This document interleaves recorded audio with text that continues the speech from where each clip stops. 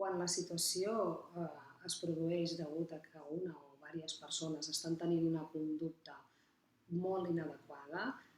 la persona ha de poder recollir proves objectives per poder-les posar en coneixement de les organitzacions que habitualment tenen protocols interns per poder tractar aquests temes.